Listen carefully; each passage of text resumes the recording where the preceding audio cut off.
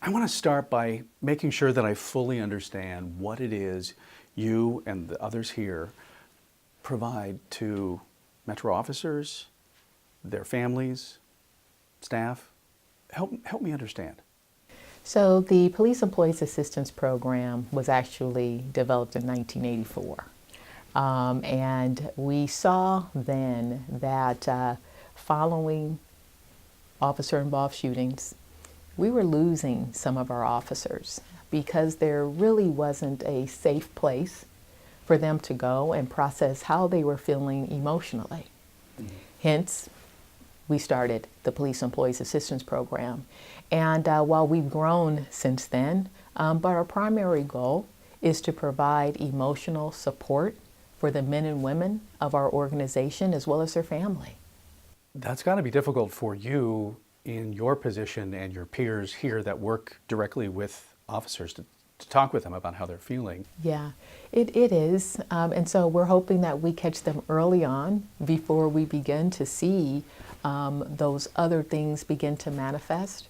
We want to catch them early, connect them early, begin to process early, because this is more than just about today.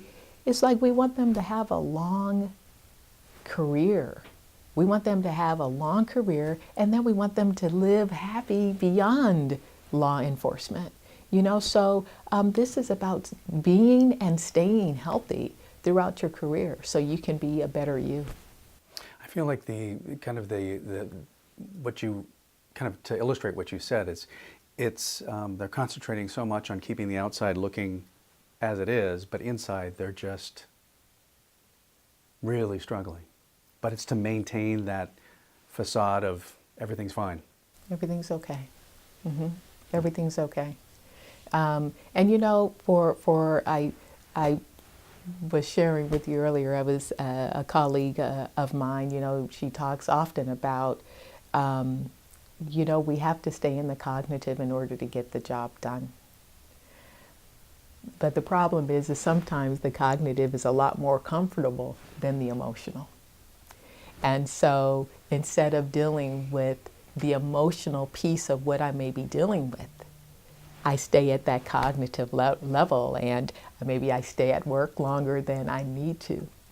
You know, maybe I decide that I'm going to just work every overtime shift I can possibly get, just so that I can do things to stay in that cognitive instead of coming down and dealing with some of the emotional. I remember the call after the event for counselors, psychologists, psychiatrists, come and help. You have approximately 8 people in this office? Correct. Right. I don't think you can handle it all on your own. It's tough. And now let me share that we have 22 chaplains that fall under the umbrella of the Police Employees Assistance Program, and they are actually assigned to various different sections throughout our organization, and they're there to provide support as well to the men and women of our organization. But it's tough, you know, because we want to be there for everyone.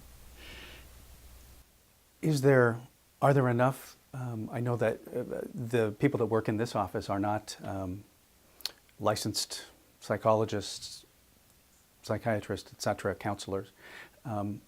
There's going to be a need for those licensed people to be able to help and to understand the unique needs of people who were affected by this, certainly law enforcement.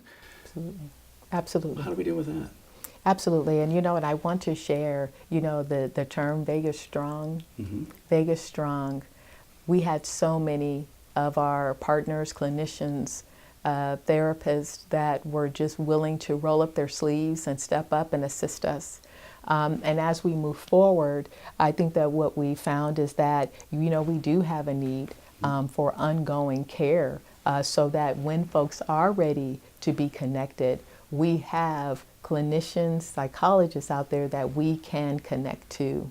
One thing that we are really wanting to push is to give them a little more exposure working with first responders. It is a different culture, and what they see on a daily basis can be very traumatic. And so we want to make sure that that we equip our local clinicians with the information that they need to effectively support the men and women who are first responders in our valley.